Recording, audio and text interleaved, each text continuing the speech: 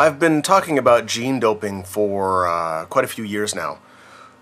The original case that was brought to my attention was, of course, the boy in the bubble. David Vetter, born in the 70s, was born without an immune system or with a immune issue, so he couldn't fight off bacteria and viruses or diseases. So what they ended up doing was taking bone marrow from someone that had a healthy immune system that closely matched his own DNA, and then injected that into him, which would kickstart his personal immune system.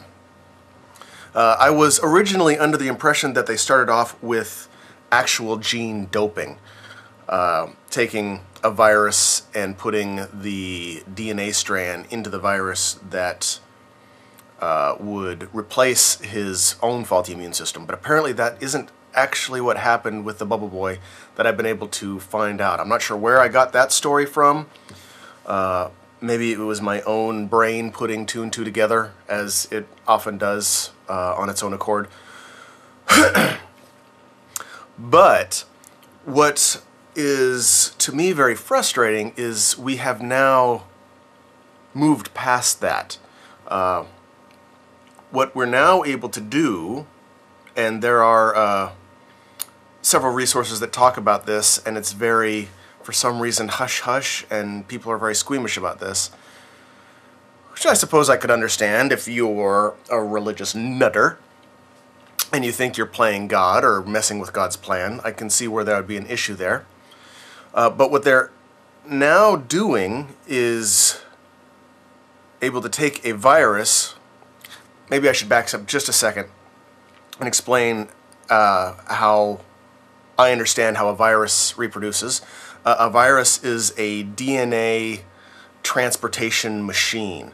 All a virus does is go around injecting its DNA into other creatures' cells, hijacking those cells and telling those cells to make more viruses. So it's just transporting its DNA into other cells. Happy day for the virus.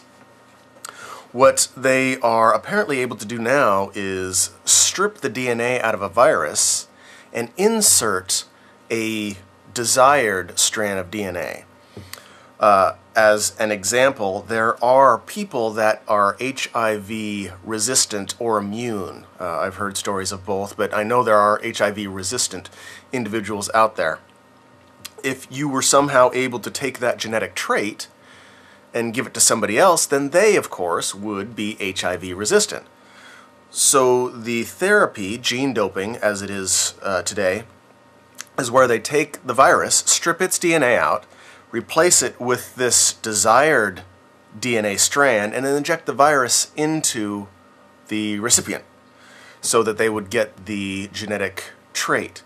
The other example, which is I guess more controversial, would be if you took the genetic trait of a Tibetan mountain man, someone who his entire family for generations upon generations have lived in the mountains of Tibet. They have evolved a more efficient cardiovascular system. They can literally survive on half the oxygen because there is half the oxygen. If you were able to take that, let me rephrase that, you are now able to take that genetic trait of being able to work with half the oxygen and inject it into, say, an athlete. They would have the advantage of twice the oxygen capacity. They could recover twice as fast, they could run twice as far, they could do twice as many events. It's all about the oxygen with athletic events. That probably is the most controversial because people want fairness for some reason. I just want to put out my own personal opinion. I don't give a damn about fairness. Fuck fairness. I want immunity. At the point where I'm at risk of dying from some disease that I could otherwise, if religion and people with the ick factor would get the hell out of the way, I could be immune to, I don't care about fairness. If you want to compete against each other and be tested and do all that wonderful thing of fairness in the games or fair play, that's fine. I'm talking about life and survival. Don't give a damn about fairness in competition in games. Life isn't a game. It's live or die. So if we have the ability to take a beneficial trait, say resistance to cancer, I would be all in favor of digging up George Burns, who smoked cigars all his life, ate like crap, and lived to 100. He had to have some immunity or resistance to all forms of disease.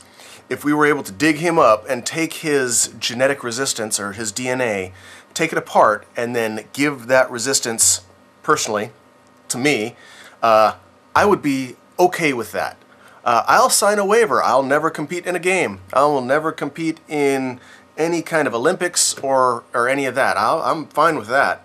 But I'm wondering why this isn't more popular. Why it isn't talked about more. I mean, steroids are the big thing in baseball. Who gives a shit about steroids? If you can take a DNA strand and permanently upgrade your programming with beneficial upgrades, why would anyone be resistant to that? It's just very frustrating to me that more isn't being done about this. It seems fairly simple, fairly straightforward. Again, this is going to be one of those things, do you think I'm way into the future, way out of line here? I don't.